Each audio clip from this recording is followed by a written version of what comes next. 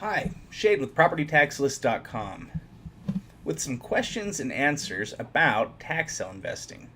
Is tax sale investing risky? That's a question that we get sometimes, and if so, what are the risks?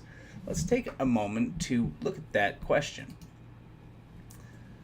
So first off, is tax sale investing risky? I think like all investments, tax sale investing has its risks. I don't know that there are any investments, true investments, that don't have some degree of risk to them. And certainly, if they have any type of reward you're going to earn, there's usually some type of a risk. However, once you can identify risks and assess them, they cease to be risks. And that's part of the process you go through when you're learning how to conduct due diligence on a property. Now, what's the biggest risk that tax sale investors face? Well, that's actually pretty easy. And it applies to all forms of tax sale investing. So whether we're talking about tax liens, tax deeds, or redemption deeds, any of those, which we'll have time to cover more of those in another video. But this still applies to all three. Useless land, or junk property, is the biggest risk that investors face. Now, why exactly is that? Well, when counties are subdividing land, they are going to place a value on every single piece of property within a county. They do that so that all property is fairly assessed, and for tax purposes, that makes sense. Everybody needs to pay their fair share.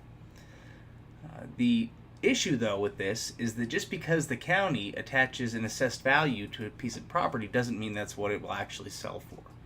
The selling price of property is always based on its use and its value.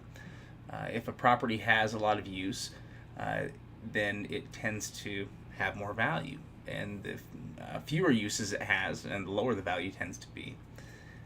So when we're talking about useless land or junk property, what exactly are we talking about?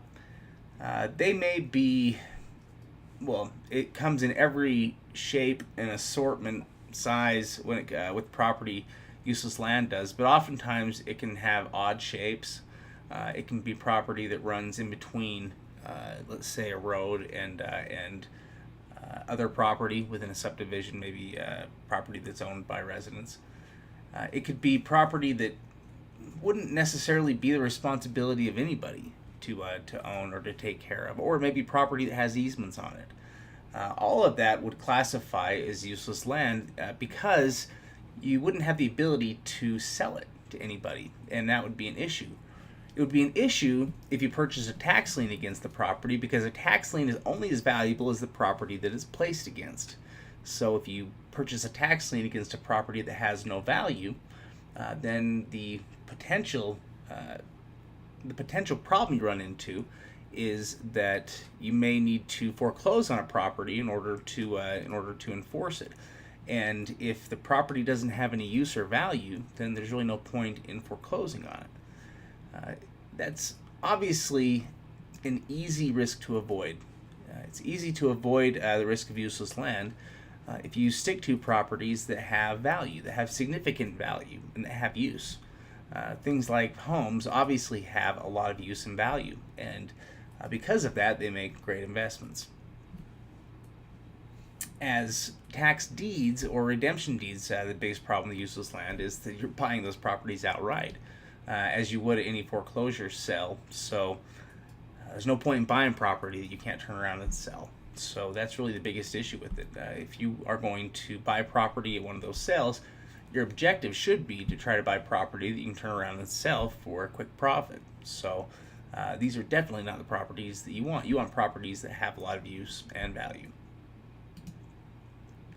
Some of the other risks that we'll have a chance to talk about throughout the series: condemned property, municipal fees, bankruptcy, IRS or other federal or state liens, emotional bidding, and title issues, or different types of title issues. So there's a lot that we can talk about. The good news is all of these risks are easy to avoid as you become educated, as you learn to identify them.